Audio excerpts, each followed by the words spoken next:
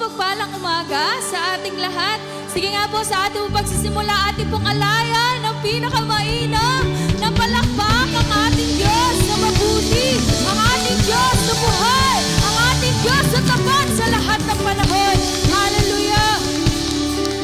Sa umaga pong ito, alam ko po ang bawat isa ay may daladalang pasasalamat sa ating Diyos, na tunay nga po na anuman po ang ating pagdaanan, anumang season ng ating buhay, anumang pagkakataon, pipiliin natin na magpuri sa ating Diyos dahil ang ating Diyos ay tapat. Amen po ba? Hallelujah! Sa umaga po ito, ating ipalakpak ang ating mga kamay sa ating Diyos na buhay. Hallelujah! Sige po, ipalakpak natin ang ating kamay.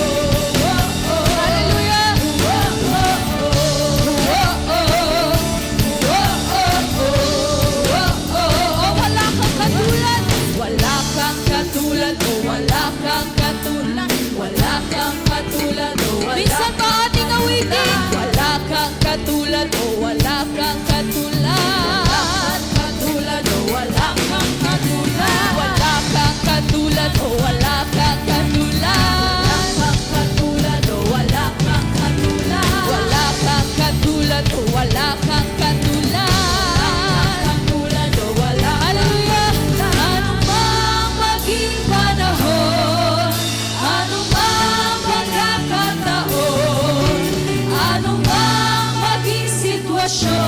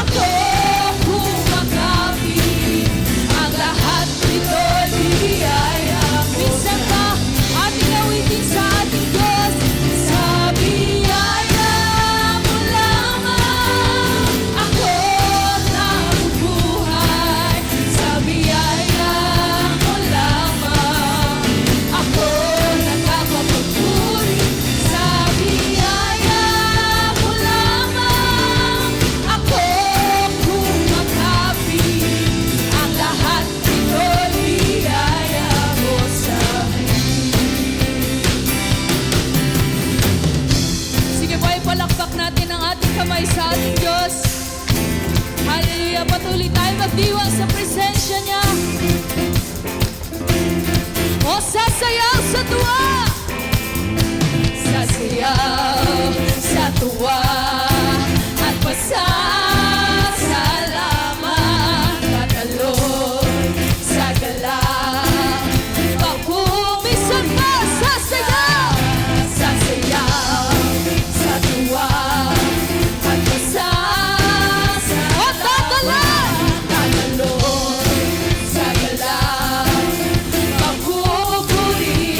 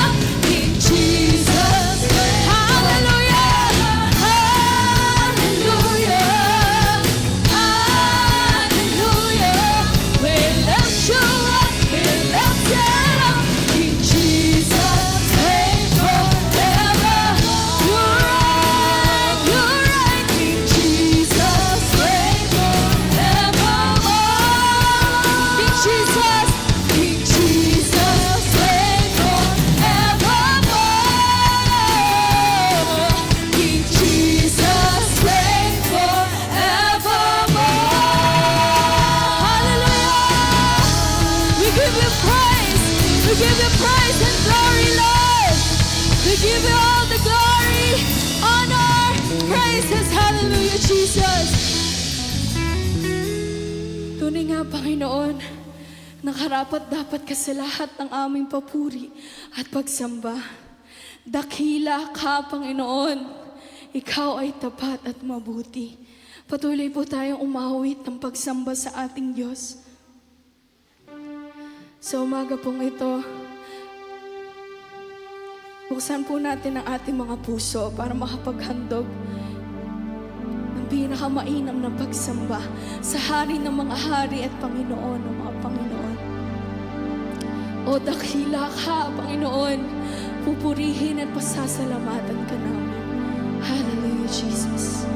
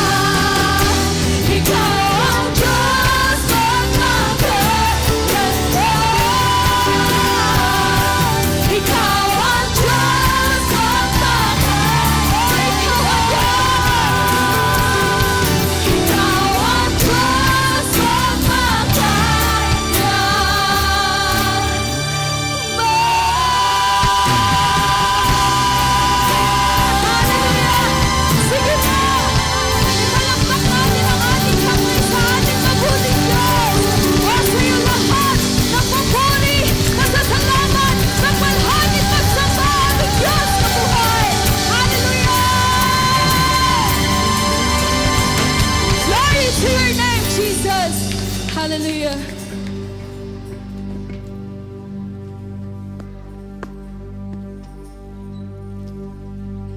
Praise God. Maraming salamat po sa ating worship team na nag-lead po sa ating pagsamba sa ating Diyos na buhay. Praise God. Nakasamba po ba tayo sa ating Diyos? Amen? Sino po dito ang super blessed dahil nasamba niya ang Diyos? Amen.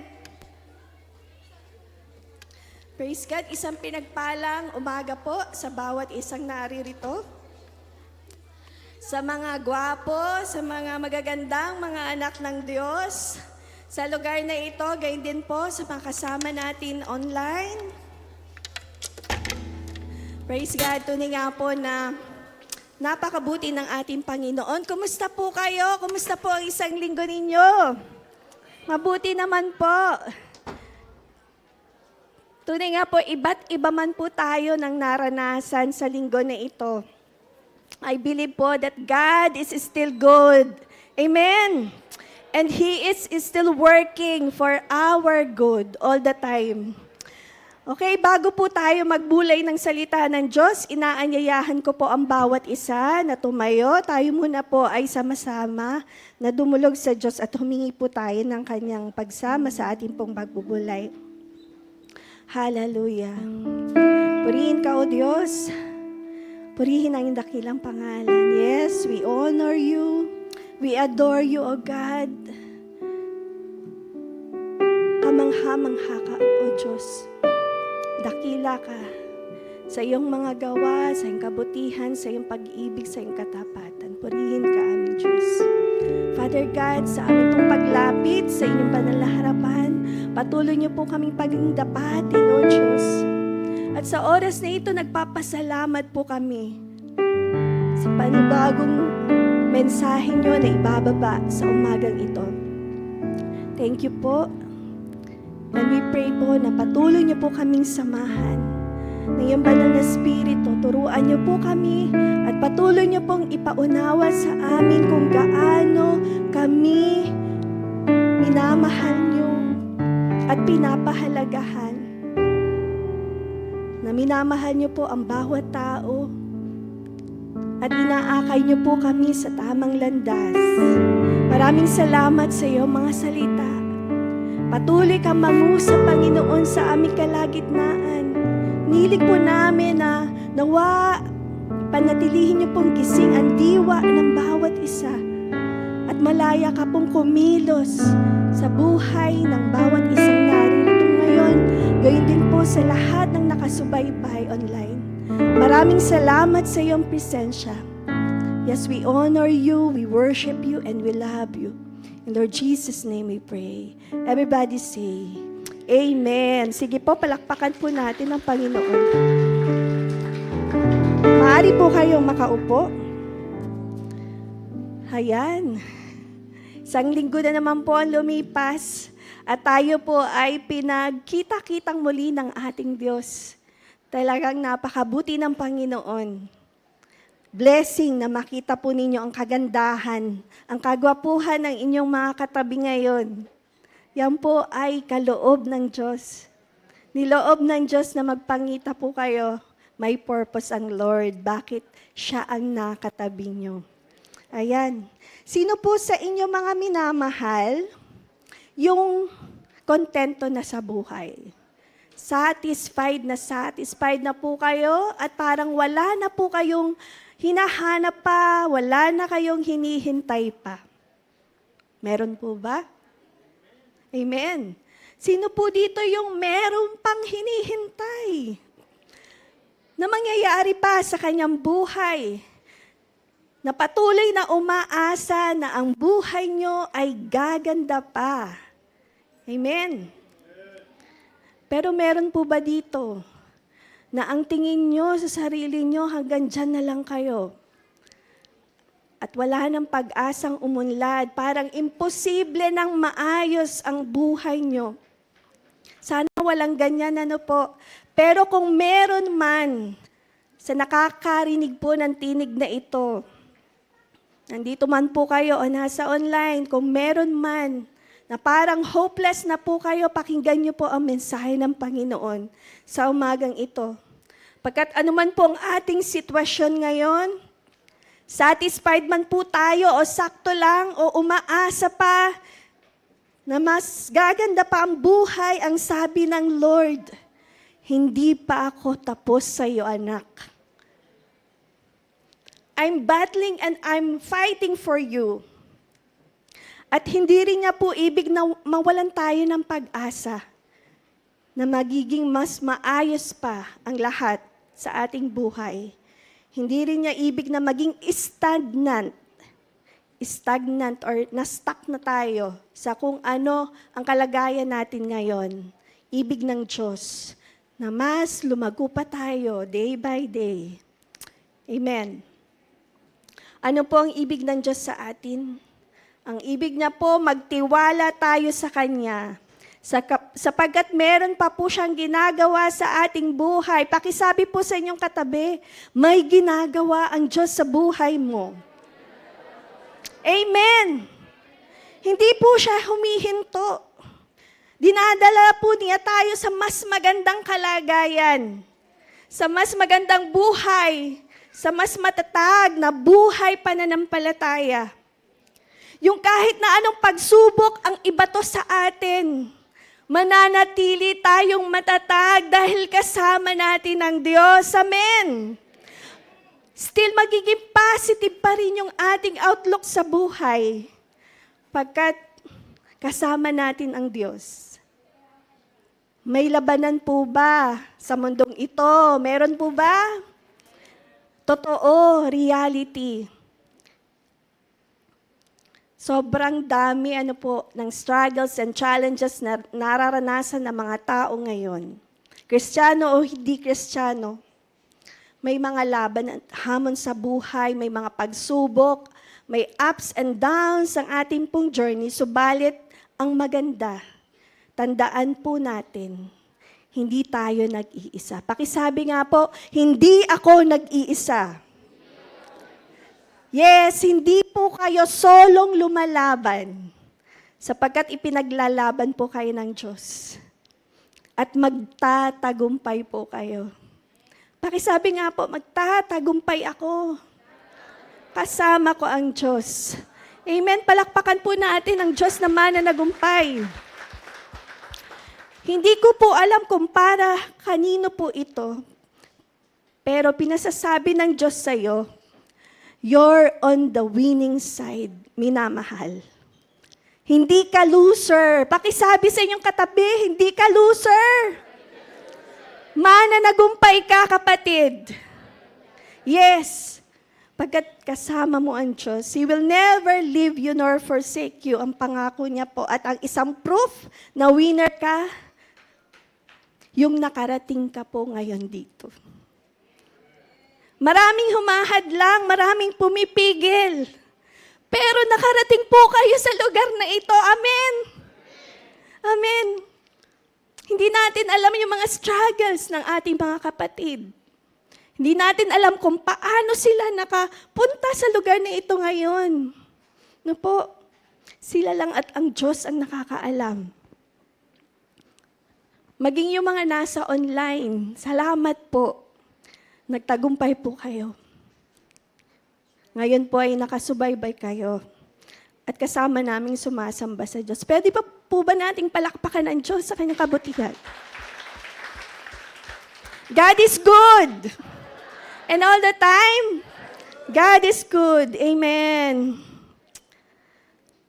Paano po kung yung mata natin hindi na nakakakita? God is good pa rin po ba yun? Paano kung yung prayer natin hindi sinagot ng Diyos according to dun sa ine-expect po natin?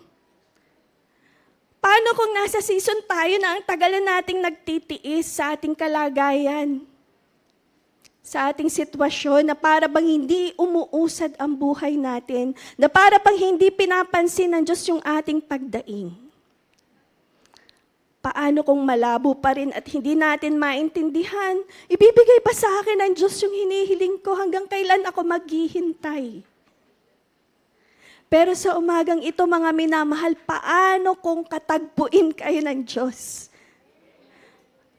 Buksan niya yung ating spiritual eyes and ears para maunawaan natin kung gaano kaganda ang plano niya sa'yo. Subalit may pinapagawa po siya sa'yo. Susunod po ba kayo? Praise God. Sabayan niyo po ako sa pagbasa ng ating teksto sa umagang ito mula sa Mark 8:22 to 25. Mark 8:22 to 25. Sabay-sabay po tayo. 1, 2, 3, go. They came to Bethsaida, and some people brought a blind man and begged Jesus to touch him. He took the blind man by the hand and led him outside the village. When he had spit on the man's eyes and put his hands on him, Jesus asked, "Do you see anything?" He looked up and said, "I see people. They look like trees walking around." Once more, Jesus put his hands on the man's eyes. Then his eyes were opened. His sight was restored, and he saw everything clearly.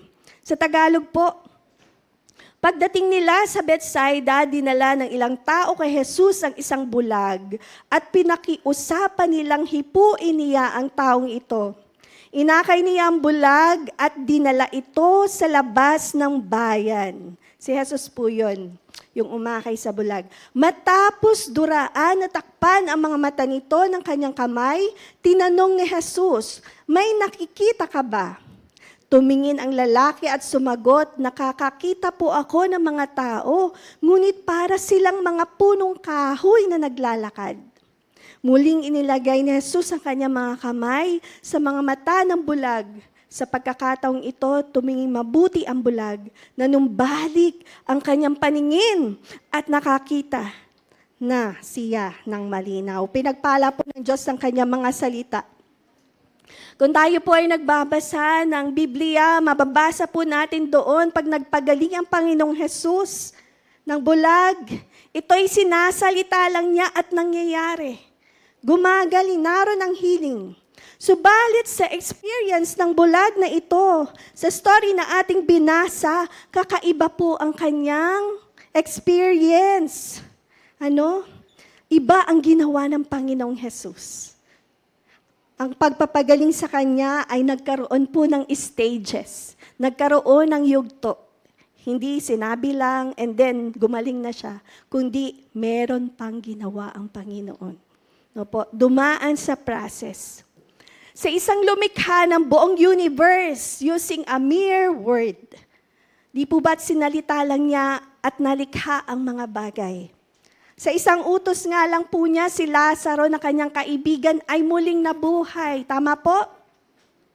Sa experience po ng lalaking bulag sa ating pong binasa, hindi po ganun ang nangyari. Hindi instant. Yung paggaling niya, kundi dumaan sa proseso. Dumaan po siya sa hindi lang paghipo, hindi lang isang paghipo, pagpapatong ng kamay ng Panginoon, kundi kinailangan pa ang pangalawang paghipo ng Panginoon bago tuluyan po siyang gumaling. Mga minamahal, sure po tayo, hindi aksidente yun. Intentional ang gradual na pagpapagaling ng ating Panginoong Jesus sa bulag na iyon. Amen. At meron din po itong ipinapakita sa mga alagad niya. Meron siyang tinuturo sa mga alagad niya that time at meron din po siyang itinuturo sa atin sa ating kapanahunan. Na hindi lamang po ito patungkol sa physical na paningin, sa physical na mata, ito rin po ay may aral about spiritual clarity. Spiritual na kalinawan, kaliwanagan, at progressive growth. Unti-unti, hinay-hinay na paglago. At nagpapahayag sa atin that God is not done yet. Hindi pa tapos sa atin ang Diyos. Amen po ba? And He is reminding us that His first touch, yung unang paghipo niya doon sa lalaki na yon, His first touch is not His final destination.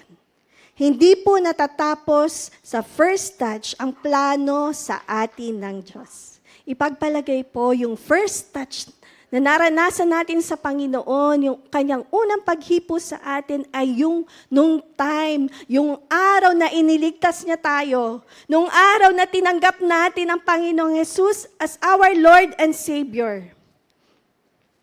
Kaya nga po mga minamahal ko, ang buhay nyo, sinasabi nyong malabo pa. Hindi mawari ang patutunguhan, parang hindi pa straight yung direction. No po? Kapag tinitingnan nyo yung inyong pamilya, kapag tinitingnan nyo yung inyong negosyo, yung inyong kabuhayan, yung inyong pangangatawan, kapag tinitingnan natin ang ating kalusugan, ang ating paglilingkod, ang ating ministry, kung meron man, parang may magulo pa. Kung nakikita po natin parang may liku pa o may kilo pa, makinig po tayo. Ang story ng bulag na ito ang nagpapatunay ng unang paghipo sa atin ng Panginoon, hindi po yun ang final destination natin. Meron pa pong ginagawa ang Diyos sa ating mga buhay. Amen! He is working in progress sa buhay natin. Pinagaganda pa tayo ng Diyos. Amen! Pinagaganda pa ng Diyos yung story natin. Yung story natin na kahit na tayo po ay mawala man dito sa mundong ito, ang nais ng Diyos, hindi malilimutan yung story na ginawa niya para sa atin. Na yung patotoo ng buhay natin, kahit wala na tayo dito sa mundo, nagiging inspirasyon pa rin ng ating mga naiwan. Nagiging inspirasyon pa rin ng ating pamilya, ng mga nakakakilala sa atin, na nakita nila kung gaano tayo namuhay, nagtiyaga, nagpatuloy, bagamat may pagsubok, bagamat hindi madali ang buhay, bagamat may paghihintay tayong naranasan, nakita nila na tayo ay nagpakatatag, na tayo ay nagpatuloy sa paglilingkod sa ating Panginoon. Nakita nila yung magandang ehemplo ng pagiging isang tunay na mananampalataya. Nananalangin, nagbubulay ng salita ng Diyos, at hindi lang po basta nagbubulay ng salita ng Diyos, hindi lang basta nakikinig ng sermon, kundi ang aral na natutunan natin, ito po ay ating ina-apply sa ating mga buhay. At naroon din, kung babalikan, kung sakali man na mauna po tayo, naroon yung ating pagsunod sa kanyang atas sa atin. Na tayo rin ay nagbabahagi ng kaligtasan sa iba at tinuturoan natin sila na sila rin po ay matutong maging masunurin sa utos ng Diyos. Hallelujah! Napakagandang story ng buhay. Na bagamat kung tayo'y mawawala, may maiiwan pa rin tayo na aral sa ating maiiwan. Ano po? Sa story po ng bulag, meron pong mga tao na nagdala sa kanya sa Panginoong Jesus. Ang sabi po sa Mark 8:22, pagdating nila sa Bethsaida, dinala ng ilang tao kay Jesus ang isang bulag at pinakiusapan nilang hipuin niya ang taong ito. Dito po, wala pong binanggit sa story kung sino po itong mga tao na nagdala sa bulag. Ano po? Wala pong binanggit. Wala rin binanggit kung ano ang kanilang motibo sa pagdadala sa bulag na iyon. Kung ang motibo ba nila ay para lang patunayan kung talagang si Jesus ay makapangyarihan, o talagang totoo na ang mga taong itong nagdala ay may faith talaga sa Panginoon at may compassion sila sa bulag. Ano po? Ano man po ang kanilang motibo, it was not an accident.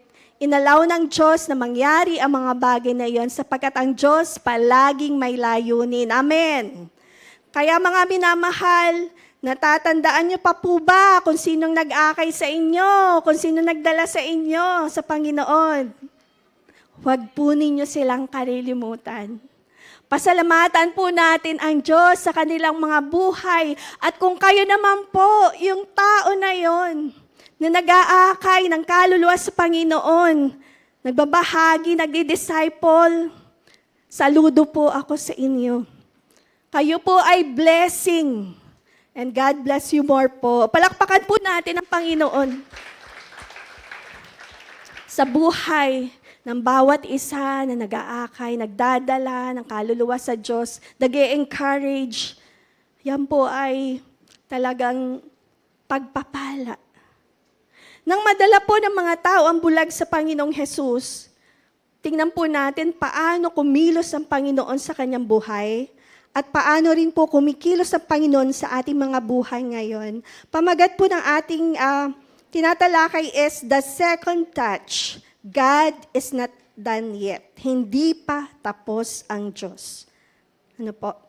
Sa Mark 8:23, basahin po natin. Inakay niya ang bulag at dinala ito sa labas ng bayan. Saan po dinala? Sa labas ng bayan. Aba, matapos duraan, anong ginawa? Dinuraan. Sa atin, parang ang dumi, ano po? Pero, hahanga po kayo. Ang Diyos gumagamit, ano po, ng mga kaparaanan. At yun, kung malapatan ka, may DNA ng Panginoong Jesus. Napakapalad, ano po. Ang sabi doon, matapos duraan at takpan ng mga mata nito ng kanyang kamay, tinanong ni Jesus, may nakikita ka ba? And the Lord Jesus, yun nga po, nakita natin doon na ang Panginoong Jesus talaga mapagmahal. Sinabi doon, inakay ang bulag. Alam niya yung sitwasyon ng isang bulag, madilim ang paningin. No po, matatalisod, di alam, ano po, kung saan siya lumalakad.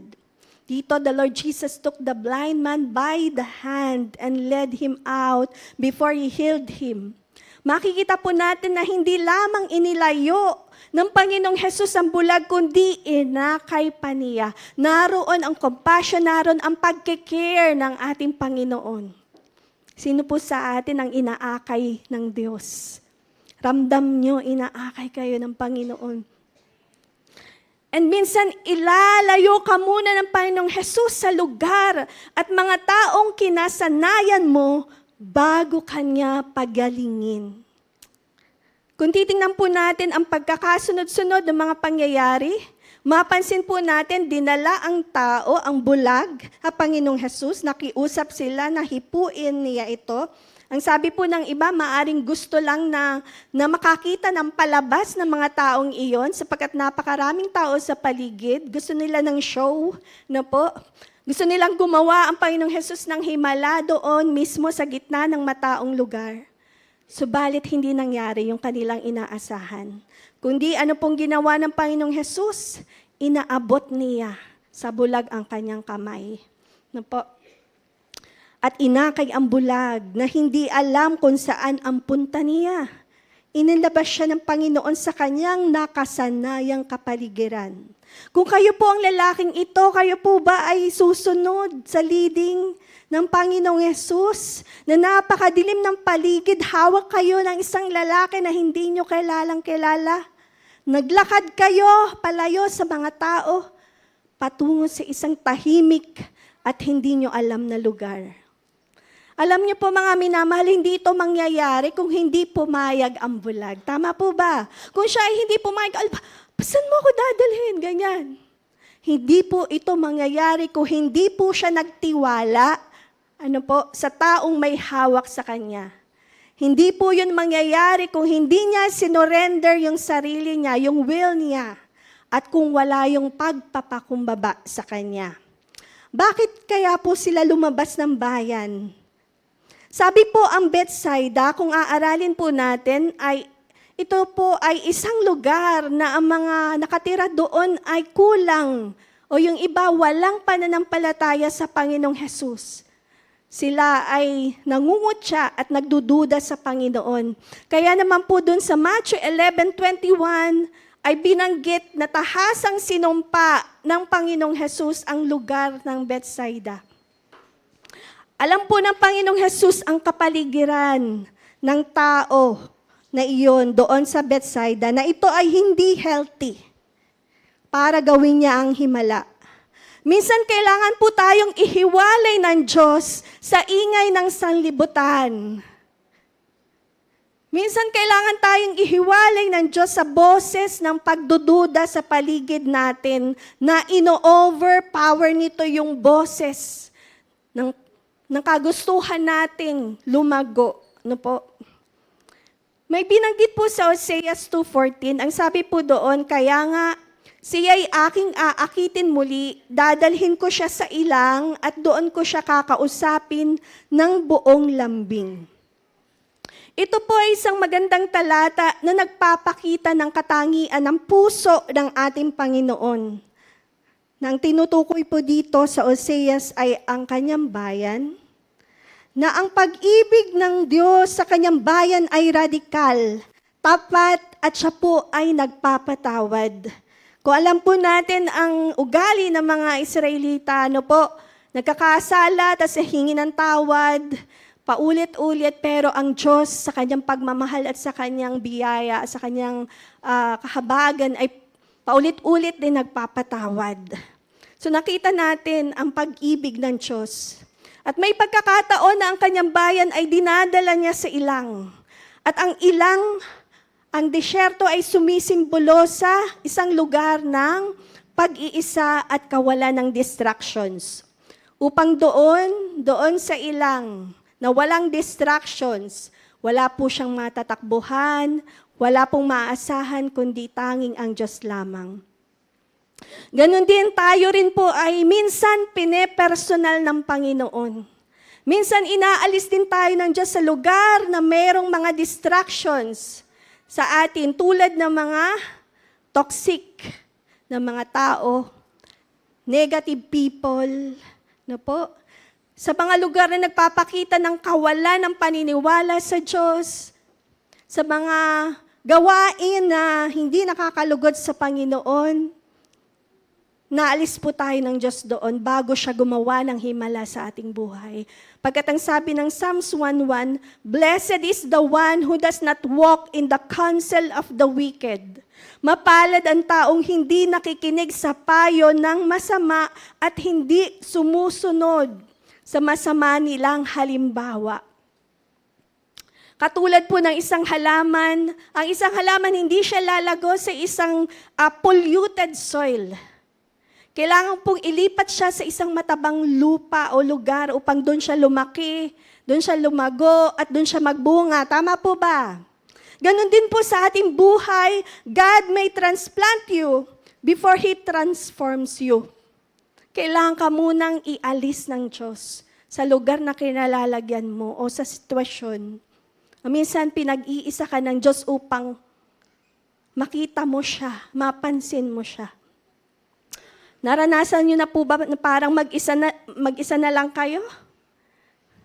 Amen? If you feel like you're in a season of isolation, parang pinag-iwanan ka, it may not be rejection. It may be preparation. Separation is not always a sign of God's rejection. Sometimes it is the ultimate proof of His protection. He takes you out of the crowd so He can talk to you in the quiet. Huwag po tayong magtaka kung bakit may mga taong inaalis sa buhay natin. Meron po ba? Meron na bang mga taong inalis sa buhay nyo? Meron na. Huwag tayong magtaka kung bakit minsan dinadala tayo ng Diyos sa sitwasyon na parang mag-isa na lang tayo. Tayo na lang at ang Diyos. Ito po ay protection ng Diyos. Kala natin, pinaparusahan tayo. Hindi. Pinoprotektahan ka ng Panginoon.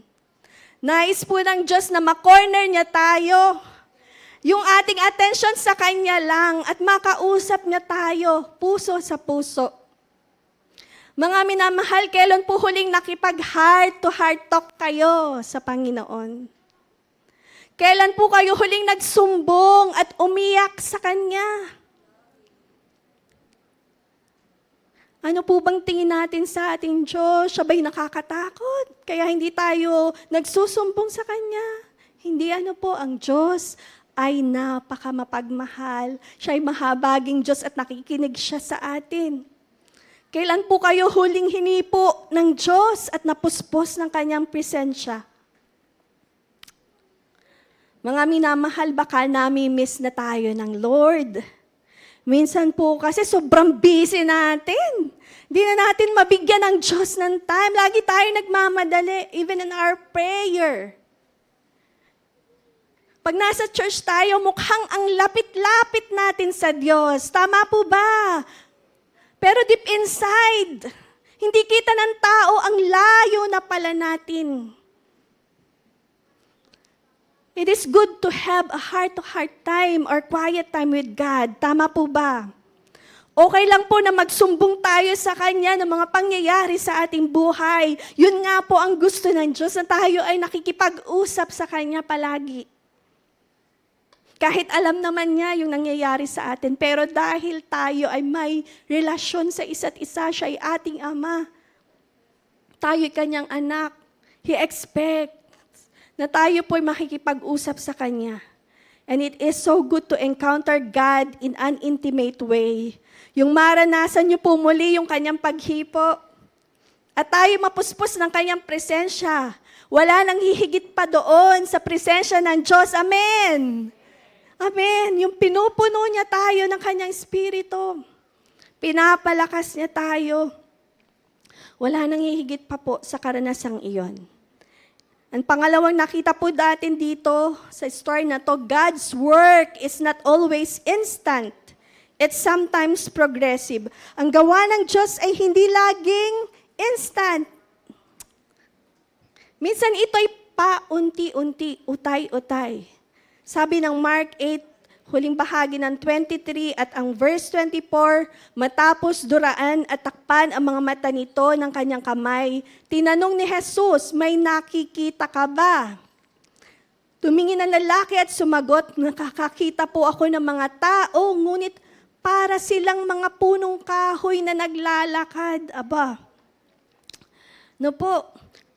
So nandun, dinuroan po ng Panginoong Jesus ang mata ng bulag at ipinatong ang kanyang mga kamay. After the first touch, the man could see but not clearly. Doon sa unang paghipo ng Panginoon, nakakita pero hindi pa ganoong kaliwanag. Ang sabi niya, nakakakita siya ng mga tao pero parang punong kahoy na naglalakad. Ano ba yun? Yung itsura yun. Blurry, Okay, dito po ay hindi na siya bulag, pero hindi pa rin siya ganap na magaling dun sa unang pag-touch. So, nasa pagitan po siya ng nakakakita at hindi. Nasa blurry zone po siya. Kung natapos po dito ang story, kung wala nang sumunod, mukha pong kabiguan, di po ba? Kung natapos na ganun lang yung paningin ng tao na yon, iisipin ng iba na, nagkulang yung power ni Jesus. Pumalya. Ang buhay spiritual ng marami katulad po ng sa bulag. Sa first touch ng Panginoon, blurry. Kumbaga ay kulang pa sa kalinawan. Sino po dito ang buhay niyo'y kulang pa sa kalinawan? Wala pa sa tunay na kalinawan, so we need to encounter God more and more and more and more. Ano po? What if hindi na wala yung ating anxiety after one prayer? Iisipan ba natin na hindi kumilos ang Panginoon kasi walang nangyari? If hindi naging fairy tale yung kasal nyo, yung pag-aasawa nyo, nasabi doon ay they live happily ever after dapat.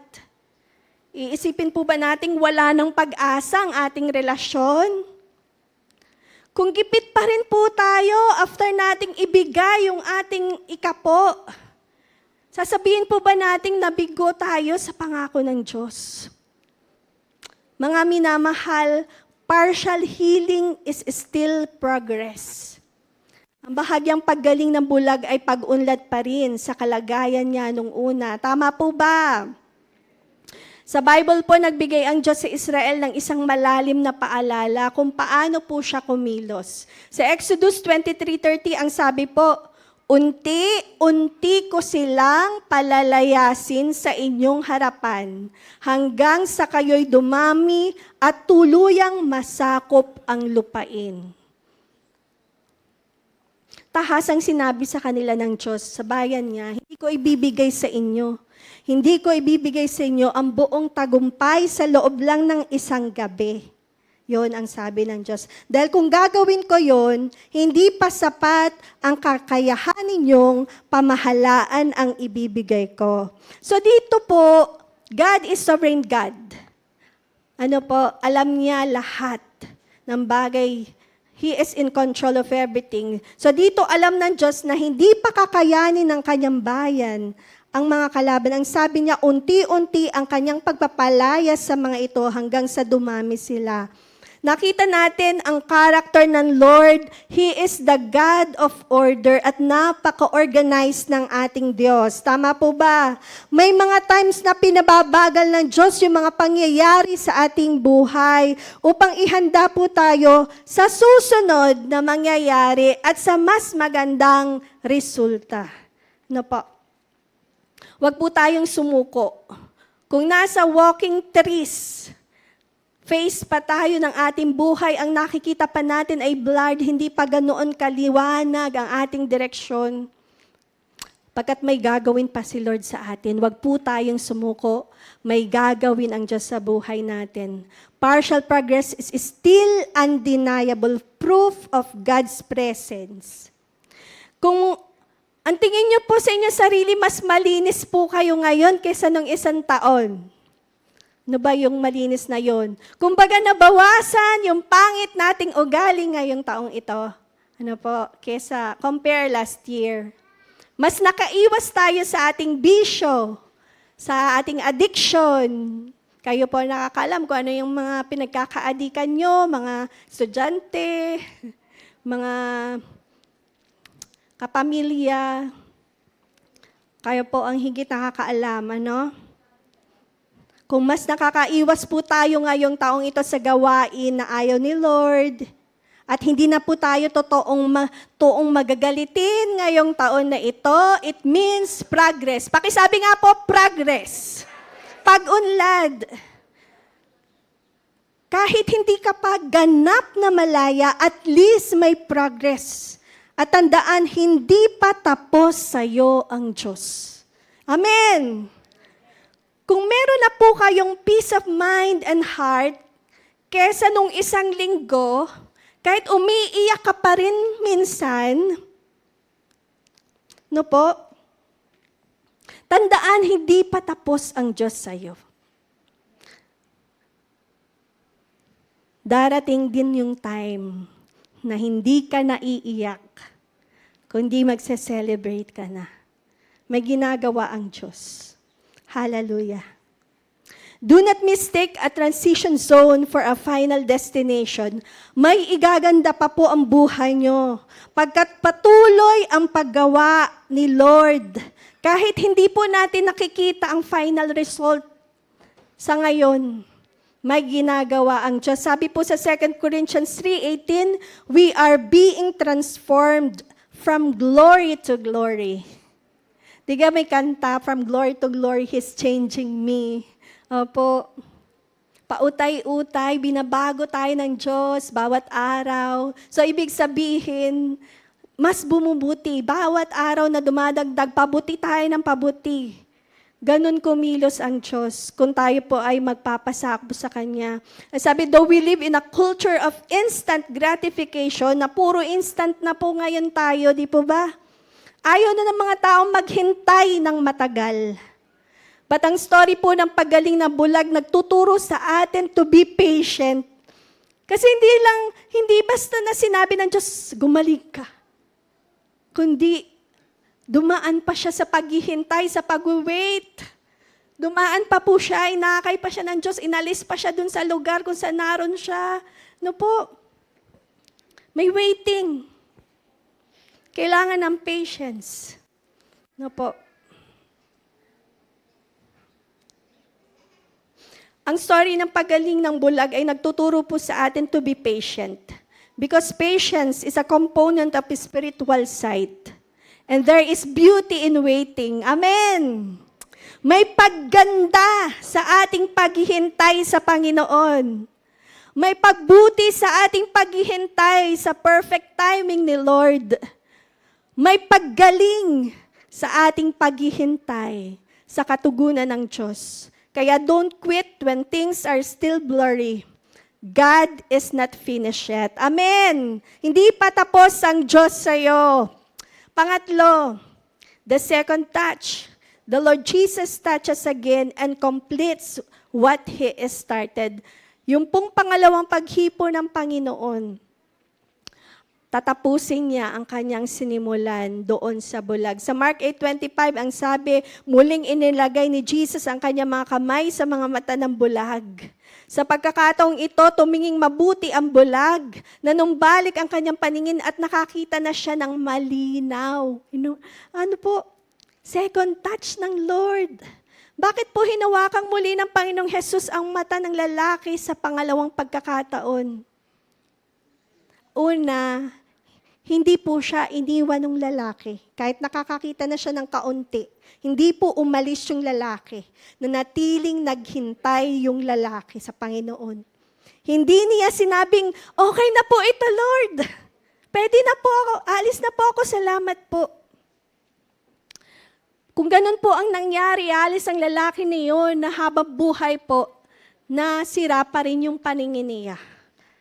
Ano po? Subalit ang lalaking ito'y naging tapat.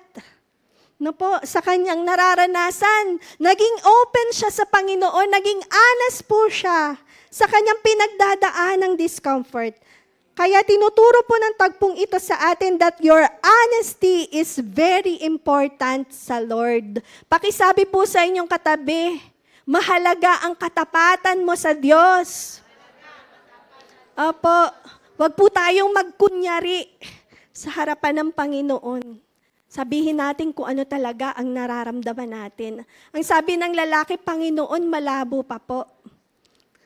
Kapag naging tapat tayo sa Panginoong Hesus tungkol sa anong pinoproblema natin, kung anong pinagdadaanan natin, hindi po ito nagpapalayo sa Kanya, sa atin. Hindi po ito nagpapalayo, kundi lalo po itong nagpapalapit sa Diyos sa atin. Pwede po nating sabihin sa Lord, Panginoon, masakit pa po pagaling niyo po. Hipuin niyo po ako muli. Yan. Panginoon, hindi pa po okay ang pakiramdam ko. Pagalingin niyo pa po ako. Panginoon, naiinis na po ako, nagagalit na naman po ako. Nakakapagsalita na naman po ako ng bad words. Be honest to God. Hallelujah. O kaya, Panginoon, tinatamad na naman po ako. Pasipagin niyo po ako. Panginoon, nag-a-addict na naman ako. Naubos ng oras ko sa paglalaro ng ML. Sa panonood ng drama. Netflix. Tulungan niyo po ako, Panginoon. Pagalingin niyo po ako, Panginoon. Baguhin niyo po ako, saklolohan niyo po ako, hipuin niyo po akong muli.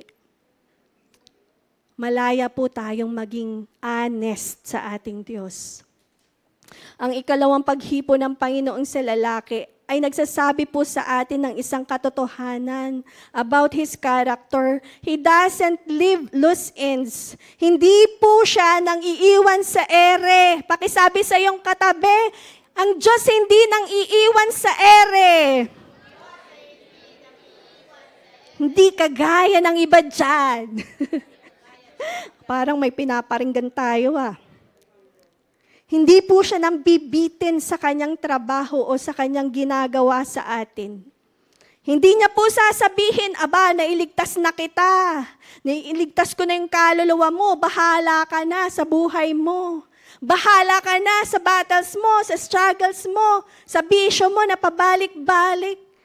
Bahala ka na sa sugutang puso mo at damdamin. Bahala ka na sa karamdaman mo. Hindi po. Never pong sasabihin ng Diyos yan sa atin. Napaka mapagmahal po ng ating Diyos. Ano pong sabi ng Panginoon sa lalaki? May nakikita ka ba? Tumingin ang lalaki at sumagot, nakakakita po ako ng mga tao, ngunit para silang mga punong kahoy na naglalakad. Malabo pa po, Lord. Muling nilagay ni Jesus ang kanyang mga kamay sa mga mata ng bulag at sa pagkakataong ito tuming mabuti ang bulag, nanumbalik ang kanyang paningin at nakakita na siya ng malinaw. So dito, patience about your blurriness determines the boundary of your breakthrough. Ang katapatan po natin sa Panginoon sa lahat ng ating pinagdadaanan ang nagtatakda ng ating tagumpay. Bakit hindi tayo tumatanggap? Kasi hindi naman tayo humihiling sa Diyos. Wala tayong sinasabi sa Kanya. Hindi tayo nagsusumbong sa Kanya. Paano niya tayo sasaklolohan? No po? Maging tapat po tayo. Hallelujah! May paggaling sa ating pag-amen. Amen po! Pakisabi niyo po sa inyong katabi, may paggaling sa pag-amin. Aminin po natin sa Diyos kung ano yung ating dinadala, kung ano yung nagpapabigat sa ating buhay. May ginagawa po siya. Maging open po tayo sa Kanya. Clear vision comes after trusting the process. Ang sabi din, his eyes were opened, his sight was restored, and he saw everything clearly. Ang Greek word po, dun sa clarity, ang ibig sabihin po dito, na ginamit po yung word na yon ay to see things both near and far with flawless precision. Absolute high definition vision. Ibig sabihin ng pinagaling ng Diyos, completely yung tao na iyon. Grabeng linaw ng paningin niya. Ano ba ang pinakamalinaw na paningin? 2020 vision. Kung ano man. So the clarity was a direct reward of trusting the process. Ang malinaw na paningin ay dumarating pagkatapos magtiwala sa proseso ng Diyos. At nagtiwala po yung lalaki na yon sa proseso ng Panginoon. Ang paglinaw ng kanyang paningin hindi basta lang nahulog mula sa langit. Dumating po ito pagkatapos na sumama siyang maglakad sa Panginoon kahit wala siyang makita. Ano po? Hanggang sa nakakita siya na parang mga taong parang punong kahoy. Dumaan po siya doon sa ganong pagpapagaling, parang hindi pa talaga complete. At pagkatapos, pinayagan niya po ang Panginoong Jesus na ipatong muli ang kanyang mga kamay sa kanyang mata. When God takes you through a progressive healing, He isn't just trying to fix your problem, He is trying to build a relationship with you. Kapag dinala ka ng Diyos sa isang paunti-unting pagpapagaling, gradual, hindi lang niya sinusubukang ayusin ang problema mo. Sinusubukan niyang bumuo ng relasyon sa iyo. Amen! Ang pagdaan po natin sa season ng paghihintay at ang pagdaan po natin sa proseso, gusto ng kaaway na isipin natin na yun ay parusa. Pero hindi po siya parusa. Niyahanda lang po tayo ng Diyos sa mas maganda. At kapag dumating na ang paglinaw, hindi lang po natin ito ay pagdiriwang, kundi pupurihin po natin ang Diyos sa lahat ng ating pinagdaanan. Amen. Naniniwala po ba kayo sa Filipos 1:6? Basahin po natin, 1 to 3, go. Natitiyak kong ang mabuting gawang pinasimulan sa inyo ng Diyos ay Kanyang lulubusin hanggang sa araw ni Hesukristo. Praise God. Hallelujah. Inaanyayahan ko po kayo na magsitayo.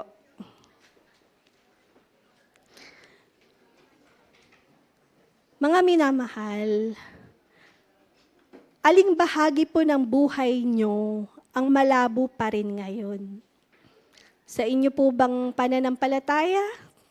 Sa pamilya niyo po ba? Sa kalusugan niyo po ba? Sa inyong ministry po ba? Sa inyong kabuhayan? Sa pag-aaral mo ba? O sa trabaho mo ba? Meron bang malabo pa sa iyo? Kung hindi pa po ito mabuti ngayon, ibig sabihin hindi pa tapos ang Diyos sa iyo. Manatili ka po sa kamay ng Panginoon at magtapat ka po sa Kanya sa kabila ng kalagayan mo. Mag-abang po tayo sa Kanya pong second touch.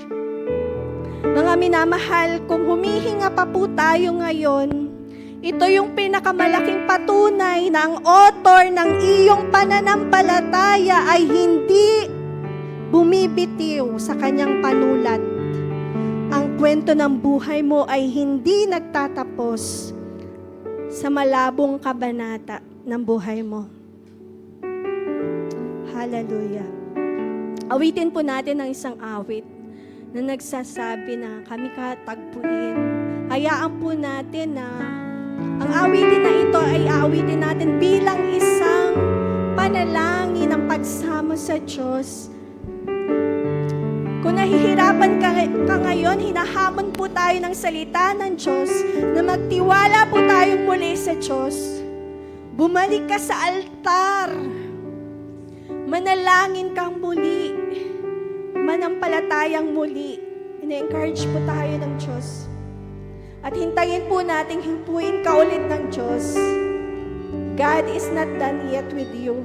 Ang mabuting kanyang pinasimulan ay tatapusin niya. Amen? Hindi ka niya iiwan. Sasamahan ka niya. At aayusin niya po ang buhay niyo. Hallelujah.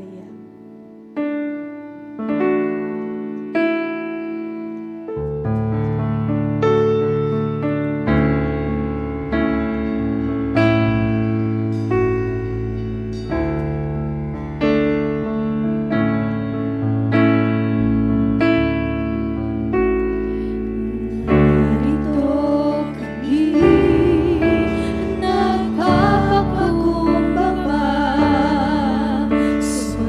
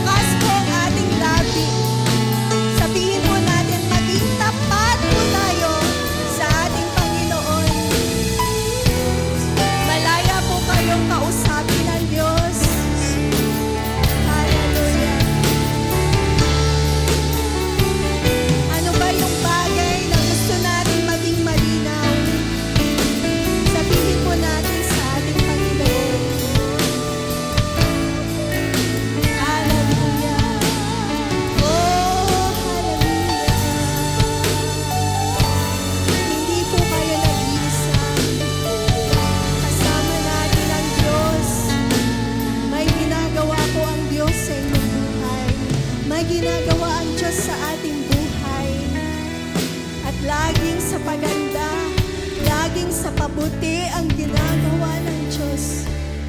Yes, may paghihintay, pero ito ay paghahanda sa mas maganda na darating sa atin. Maganda ang plano ng Diyos. Hallelujah. Hallelujah. Salamat po, O Diyos. Salamat po. Salamat po sa iyong presensya. Salamat po, O Diyos. Salamat po sa iyong mga ginagawa at gagawin pa. Salamat po, O Diyos. Hallelujah. Panginoong Jesus, nagpapasalamat po kami dahil kayo po ay Diyos na hindi nang bibitin sa iyong mga gawa. Salamat po dahil hindi niyo po kami pinababayaan sa aming brokenness, sa aming pag-iisa, sa mga malabong sitwasyon ng aming buhay. Kasama ka namin, O Diyos. Marami pong salamat pagkat ang mabuti niyong pinasimulan sa amin ay iyong tatapusin. Maraming salamat po sa paghawak niyo sa aming mga kamay, sa pag-akay niyo po sa amin palayo sa masama. Salamat po sa muling paghipo niyo sa amin. At salamat sa kagalingan ng aming katawan, ng aming kaluluwa at spirito. At Panginoon, sa mga naghihintay pa, kayo po ang magbigay sa kanila ng kalakasan at ng katatagan. Patuloy na magdala po kayo ng kalinawan kung may kalabuan, O Diyos. Magdala po kayo ng hindi matitinag na pananampalataya. O Diyos, naninindigan kami at nagtitiwala po kami na ikaw ay tapat, natatapos sa iyong sinimulan. Dahil hindi pa tapos ang aming kwento, binubuhay niyo pa po kami, O Diyos. Naniniwala kami hindi ka patapos sa amin at ginagawa mong maganda ang story ng aming buhay. Maraming salamat sa magandang plano niyo sa bawat isa. Malaya ka pong makialam sa aming buhay, aming Diyos. At ang lahat ng ito po ay nilalagay po namin sa inyong mapagpalang kamay. Maraming salamat po, Ama. Maraming salamat, Panginoong Jesus. Maraming salamat, Holy Spirit. We honor you, we worship you, and we love you. In Jesus' name we pray. Everybody say amen. Palakpakan po natin ang Panginoon.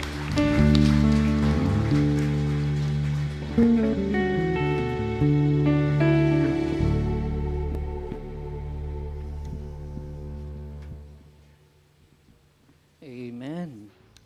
Praise God. Maraming salamat po, Pastor Aning, sa paghahayag ng salita ng ating Panginoon. At tayo ay nagpapasalamat na ang Diyos po natin ay hinuhusto yung mga pagpapala na kailangan natin. At nag-highlight doon sa aral na iyon na ibig ng Panginoon na tayo ay laging mayroong touch of refreshing. Kasi man po ang ating lalim, lakas sa pananampalataya, may mga time tayo po ay nanghihina. Kailangan natin ang kalakasan, muling paghipo ng ating Panginoon. Sa lahat ng area ng ating buhay, tayo ay nangangailangan sa Diyos. Pakisabi nga sa iyong katabi, may tulong ang Diyos sa iyo. Opo, ay ating lahat-lahat. Kaya salamat po. At tayo bumabati din sa mga naka-view. Tayo ay nagpupuri sa Panginoon kasi kahit nasa malayo yung iba, ay sumasama po sa ating pananambahan. Parang nakita ko, nandun yung mami ni Jolo eh. Naka-view ang Singapore. At parang meron din sa UAE, meron din na doon si Brother Kim Pudo. Ayan, naka-join po siya at birthday ng anak niya sa Friday yata, Tuesday. Sana mabusog nyo kami. Ayan, birthday ni Sister Belen ngayon. Nandiyan ba Sister Belen? Ha? Nako, ayan. Parang may dumating din, galing pong UAE, si Brother Christian Abarquez. Ayan. Palakpakan natin Saudi Arabia. Yes, meron din dumating yata. Di ba nadating si Alvin? Hindi. Dumating, welcome kahit wala ka din eh. Ayan, welcome home po sa inyo. At meron pa bang balikbayan? Ay, ako'y malabo. Brother Jerry, yes, from Japan. Ayan. From Japan, Mebe Ecija. Welcome home. Purihin po ang ating Diyos. At yung iba bumalik na po kahapon sa US at Australia. Andiyan ba si Brother Chris? Wala na, po. So, salamat sa pag-iingat niya, po. Ang ating nadinig po sa Panginoon na-encounter niya ang mga sumusunod sa Kanya. Ang sabi niya, ang bahay ng aking ama itatawaging bahay panalanginan. Sabi nga po natin, ang church ay bahay panalanginan. Kaya po tayo naparito para lagi tayong mag-alay ng panalangin sa Panginoon. At salamat sa inyong buhay na kayo po ay nag-reserve ng hindi na kayo nagdudumali. Pagka araw ng linggo, ito ay kay Lord. Ang oras natin ay hindi pagdudumali, kundi ito ay paglalagay ng mayamang oras sa pagpupuri, pagsamba, pasasalamat natin sa ating mabuting Diyos. Kaya tayo ay magpapasalamat sa Diyos. At tayo din po ay magdadala ng ating offering at yun po ay sa diwa pa rin ang pagsamba. Gawin po natin ang ating puso, isipan ay talagang nakatuon sa Panginoon. Huwag natin kakalimutan yung greatest commandment, sabi doon ay love the Lord your God with all your heart. With all your might, with all your mind. Kaminsan po, agaw na agaw ang isipan natin kung ano-anong ating naalaala, meron yatang naiwang nilagang baka sa bahay. At dito po, may time din ng fellowship. Maya-maya po, pwede kayong mag-fellowship, magkwentuhan ng 4 na oras. Huwag muna kayong umalis.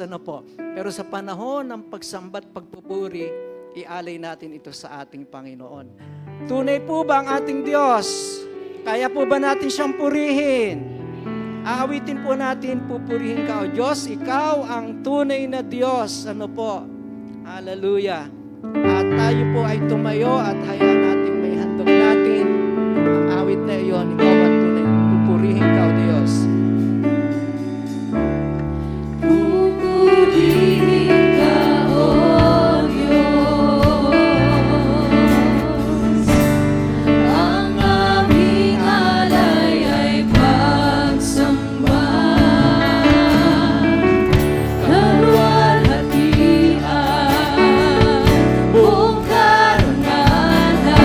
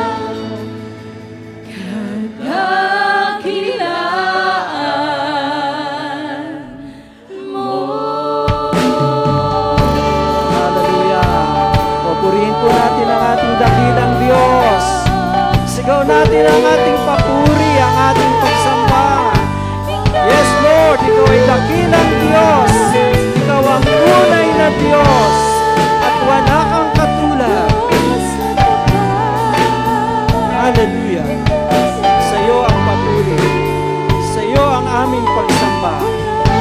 Thank you, Jesus. Thank you, Jesus. Thank you, Jesus. Aming Ama sa langit, tuloy nga po na sa iyo namin iaalay ang aming papuri, ang aming pagsamba.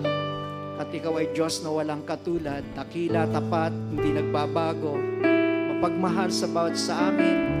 Ikaw ang lahat-lahat sa amin, ikaw ang aming buhay, ikaw ang pumupuno ng lahat naming pangangailangan. Nagpapasalamat kami na sa araw na ito, ibinigay mo sa amin ang kasabikan na ikaw ay aming sama-samang mapuri, masamba sa lugar na ito. At ang lugar na ito, Panginoon, itinangi mo para sa iyong mga anak. Magkasama-sama na magpahayag ng aming pagsamba, paglilingkod, pagpupuri, at maging ng aming paghahandog, Panginoon. Lord, narito't lumapit ang inyong mga anak, dala po nila, dinala nila ang kanila pong mga kaloob at ikapo. Lahat po ng ito ay galing sa inyo, Panginoon. Yun ang paalala mo sa iyong mga salitang sinulat ni Moses. Na kapag kami sumasagana na, marami nang natitipon, Panginoon, ng mga properties, O God, gumiginhawa na, Panginoon, huwag ka namin kakalimutan. At huwag kami magmamataas, kundi kami manatiling mapagpakumbaba sapagkat kami ay pinagpala mo, Panginoon. Hindi namin pwedeng sabihin ng lahat ng meron kami ay gawa ng aming mga kamay. Ikaw ang nagbigay ng lakas. Ikaw ang nagbigay ng talino para kumita. Ikaw ang nagpapapintig ng aming puso. Hanggang ngayon humihinga kami dahil ikaw po, Panginoon, ang nagbibigay ng buhay. At sa oras na ito, Panginoon, salamat sa mga tithes and offering. Ano man po ang halaga nito, Panginoon? Ito po ay aming ibinadala sa iyo na may diwa ng pagpuri at pagsamba. Tanggapin niyo po ito, Panginoon. At gamitin niyo po ito, O Diyos, sa pagpapatuloy ng pagpapalaganap ng inyong pong salita. Marami pang makakilala sa iyo at maligtas, Panginoon. Salamat po at imumultiply mo maging ang pinagkakakitaan ng iyong mga anak. Salamat po sa mga tao na may kagalakan, sumuporta sa project ng church. Patuloy na maging magpapatuloy ang expansion, Panginoon, ng inyong pong iglesia. Lord, sa Project Jabez, anumang halaga nito, Panginoon, ito po, Panginoon, ay buong kagalakan nila na dinadala sa iyo. Panginoon, sapagkat kung meron kaming magagawang pagtatapat, sapagkat ikaw ang unang nagtatapat sa amin, Panginoon. Kaya maraming salamat po, anuman po ang halaga nito. I-multiply mo po, Panginoon, at maging ang kagalakan ng iyong mga anak ay paapawin mo. Salamat po sa mga hanap buhay, salamat sa mga pinagkakakitaan, salamat sa mga employers, salamat po sa mga business, O Lord. Ano man po, Panginoon, ang marangal, ipinagpala mo, ibinukas na bintana, pintuan ng mga pagpapala, Panginoon. Maraming salamat po, masasabi namin, ikaw ang aming dakilang tagapaglaan. Ikaw ang aming great provider, Panginoon, hindi mo kami pagkukulangin. Maraming salamat din po sa mga sumapit sa kalapang mga birthday, salamat sa mga taon, idinagdag mo sa kanila. Ikaw ang may akda ng buhay, Panginoon, kasama ng aming pasasalamat. Pahabay mo pa ang kalang buhay na masaya, Panginoon, na ikaw ang kanila pong pinararangalan. At Lord, maibigay ang nasa kalang puso. Salamat sa mga kapatiran nagse-celebrate ng kalapang wedding anniversary. Lord, ang mga taong idinagdag mo sa kanila, ito po, Panginoon, ay regalo mo rin. Nawa, Panginoon, mas marami pang magagandang taon ay makita nila. Mga surprises, Lord, na ikaw nga po ang naghanda, Panginoon, sapagkat ikaw ang may alam ng plano mo sa amin, hindi para saktan, kundi pagpalain, bigyan ng magandang bukas at ng pag-asa, Panginoon. Salamat po sa maraming mga taong idadagdag mo pa sa kanila. Panginoon, sa mga gumaling, maraming salamat po. Ikaw ang aming dakilang manggagamot. Panginoon, wala pong mahirap sa inyo, O Diyos. Ano man po ang kalang naranasan sa nakaraang mga araw, mga simpleng sipon, ubo o lagnat, o maaaring, Panginoon, parang nagtatagal na sakit karamdaman, Panginoon. Pero alam po namin, O Diyos, ikaw po ay may second touch, Panginoon. Kaya mo pong tapusin, Panginoon, paglingin, Panginoon, sa iyong itinakdang panahon, O Diyos. Salamat po. Ito man ay emotional.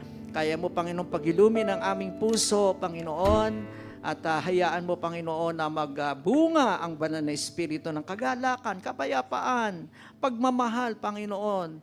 Lord, at ang siyam na bunga ng banal na espiritu ay makita sa bawat isa sa iyong mga anak. Panginoon, maaaring sa pagsubok, Lord, alam namin, pwede pa rin kaming magpasalamat sapagkat walang pagsubok na ipinahintulot na hindi namin mapagtatagumpayan. Nandyan ka, kasama ka namin. At magagawa namin ang lahat ng bagay dahil sa iyo na magpapalakas sa amin. Pagsubok man ito, Panginoon, pero ito pa may tagumpay, may kalakasan, at lalong pagtitiwala sa iyo. Panginoon, salamat sa mga iningatan mo sa kanilang pagbabiyahe, pagparot pa rito. Salamat sa traveling mercy, Lord, maging sa mga kapatiran namin na nag-abroad o seamen, O God. Sa mga pumapasok sa trabaho, sa eskwela, hanggang ngayon, Panginoon, salamat sa divine protection. Purihin ka po aming Diyos, Panginoon, hindi po ko alam, hindi ko mabanggit na isa-isa ang mga pinagpapasalamat ng iyong mga anak na lumapit dito sa una. Panginoon, maaaring ito'y may kinalaman sa kanilang matagal ng panalangin na binigyan mo ng kasagutan. Maaaring ito'y emotional, intellectual, or material blessing. Salamat po, Panginoon.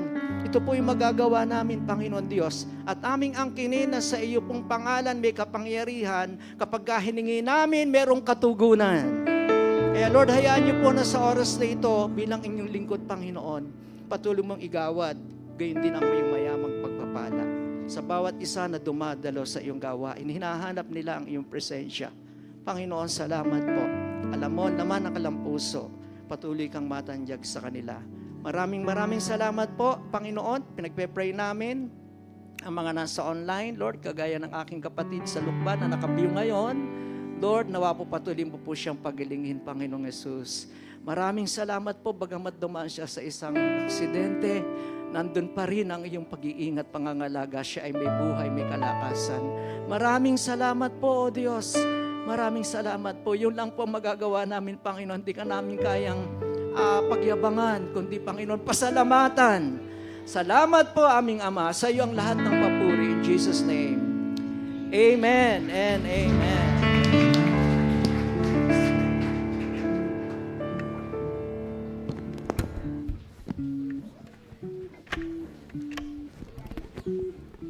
Yan, lahat nga po ng pinagpala sa umagang ito ay sumigaw ng Praise the Lord! Sige po, tayo po ay muling tumayo. Tayo po ay umawit ng papuri sa ating Diyos.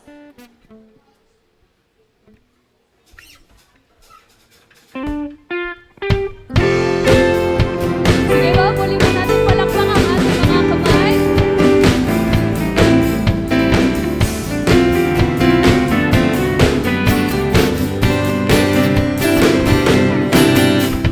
Sus, ikaw ay mabuti sa lahat ng panahon. Di ka nagbabago.